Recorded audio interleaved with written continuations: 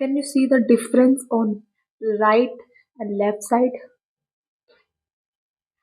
ये दो viral moisturiser का कंपैरिजन। ये है सेटाफिल की तरफ से सेटाफिल का moisturising cream dry to normal sensitive skin, और ये डॉट एंड की का ceramide hyaluronic barrier repair moisturiser.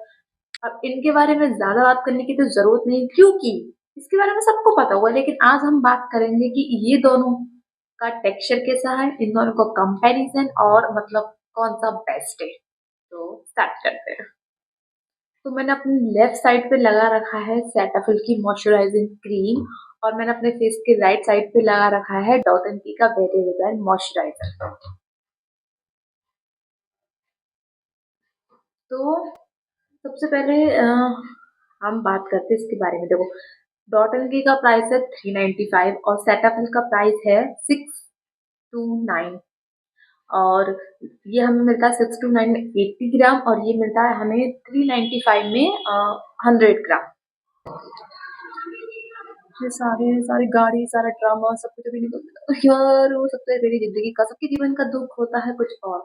मेरे जीवन का दुख है मेरे घर की लोकेशन गाइस, इग्नोर इट। चलो पहले मैं बात करती हूँ डॉट एंड की का। तो डॉट एंड की का मॉइस्चराइजर को आई थिंक मैं बहुत टाइम से यूज कर रहा है, बहुत मतलब जुलाई से लेके मैंने डॉट एंड की का मॉइस्चराइजर, पूरी गर्मियां निकली थी अभी पीछे वाली, उसमें मैंने डॉट एंड की का मॉइस्चराइजर ही यूज करा है। और मैं सही बताऊं तो डॉट एंड की का मॉइस्चराइजर समर्स के लिए बेस्ट है, क्योंकि मैं अपनी समर की क्लिप भी ऐड कर दूंगी। उस टाइम पर अगर मैं अपना मॉइस्चर, मैं उस टाइम पे आई थिंक सिर्फ दो ही चीजें लगा रही थी, सिर्फ मॉइस्चराइजर और सनस्क्रीन। मेरे फेस पे पूरे पूरे दिन हाइड्रेट रहता था, क्योंकि समर में देखो वैसे बहुत गर्मी होती है, तो समर में स्किन जिसकी ड्राई, इतनी ज्यादा ड्राई नहीं होती है comparison to winters, but summer में वैसे हाइड्रेटेड रहती थी। मतलब इसको लगाने के बाद ऑफ सनस्क्रीन, और मैंने कभी आई थिंक कोई टोनर लगा लिया हो तो लगा लिया, वरना बस पिछले समर में मैंने सिर्फ दो ही चीज फॉलो करी थी। मतलब ये और एक यूवी डॉग की सनस्क्रीन थी। उसके बाद मेरे फेस की हालत कुछ ऐसी रहती थी, और हमेशा मेरे फेस पे ग्लो बना।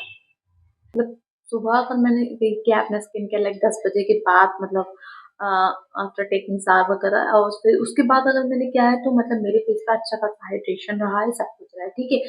तो फिर अब जैसे कि विंटर्स चल रहे हैं, मतलब विंटर्स तो ऑलमोस्ट जा ही चुके हैं, मतलब ये पीछे जो थे लाइक दिसंबर जनवरी है ना, तो उस समय पे मेरे मतलब जिसकी ड्राई स्किन होती है उसकी विंटर्स में एक्सट्रीम ड्राई हो जाती है। मतलब इससे आई थिंक विंटर्स में ये थोड़ा कम हाइड्रेशन प्रोवाइड करता है। मतलब मैंने अपनी स्किन पे इसको यूज किया है, तो मुझे लगता है कि अगर मैं इसको अपनी स्किन पे, लाइक मैंने इसको जैसे मॉर्निंग में अप्लाई कर लिया, तो मॉर्निंग में अप्लाई करने के बाद ये मेरे फेस पे I think like 4 to 5 hours, 5 hours मान लो, बस उतनी देर ही हाइड्रेशन रखता है।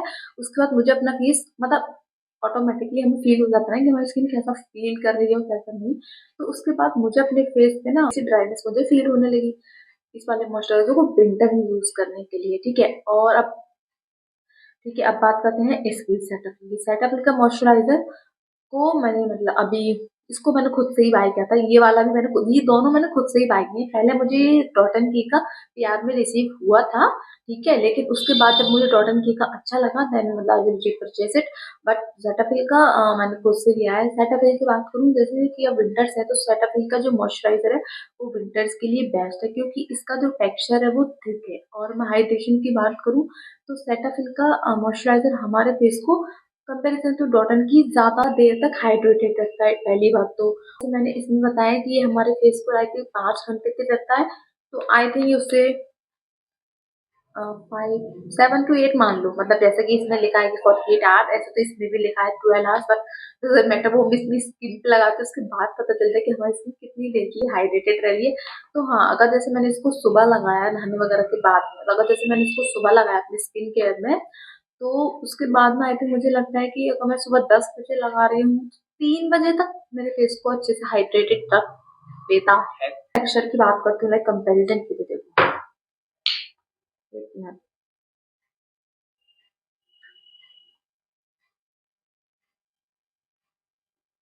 देख रहे हो ये है डॉट एंड की का टेक्सचर। तो जो डॉट एंड की का जो टेक्सचर है ना, वो लाइट वेट, क्रीमी है, मतलब क्रीमी दोनों है, बट इसका थोड़ा लाइट वेट है। और एक बात और मैं बताना चाहूंगी, डॉट एंड की का मॉइस्चराइजर लगाने के बाद आपको अपने फेस पर एक ग्लो मिलता है, लाइक मतलब एक शाइन जो होती है ना, जो हमें लगता है कि हम कुछ प्रोडक्ट लगाने के बाद मिल रही है, वो आपको डॉट एंड की का मॉइस्चराइजर लगाने के बाद मिलती है, ठीक है। अब मैं बात करती हूँ सेटाफिल के मॉइस्चराइजर की। तो इसका जो टेक्सचर है, इसका देख रहे हो, पास से दिखाती हूँ थोड़ी देर। इसका जो टेक्सचर है वो है थिक, क्रीमी दोनों का है, बट इसका है थिक, मतलब काफी थिक है इसका मॉइस्चराइजर। लेकिन जो ग्लो तुम्हें लगाने के डॉट एंड की मॉइस्चराइजर को लगाने के बाद अपने फेस पे मिलता है, वो सेटाफिल के लगाने से, सेटाफिल से हाइड्रेशन अच्छा मिलती है नो डाउट, बट जो ग्लो मिलता है, लाइक ऐसा हमें लगता है ना कि हमारे फेस पे जैसे हमने कुछ लगाया तो एकदम से लाइक फील होता है ग्लो, उस टाइप का ग्लो मिलता है डॉट एंड की से, वो सेटाफिल से नहीं मिलता।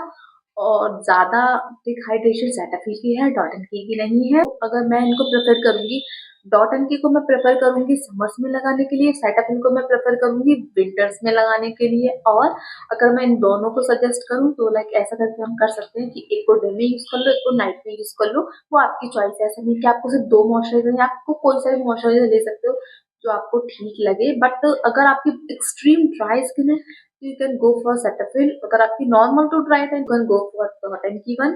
एंड अगर आप की ऐसी स्किन है जैसे कि विंटर्स में बहुत ड्राई हो जाती है, ठीक है, और समर्स में ठीक है चलता है, ठीक है, तो आप समर में इसको यूज करें और विंटर्स में इसको यूज कर लें। That's it. तो that's it for this video. अगर आपको ये वीडियो अच्छी लगी हो तो थैंक यू फॉर वॉचिंग।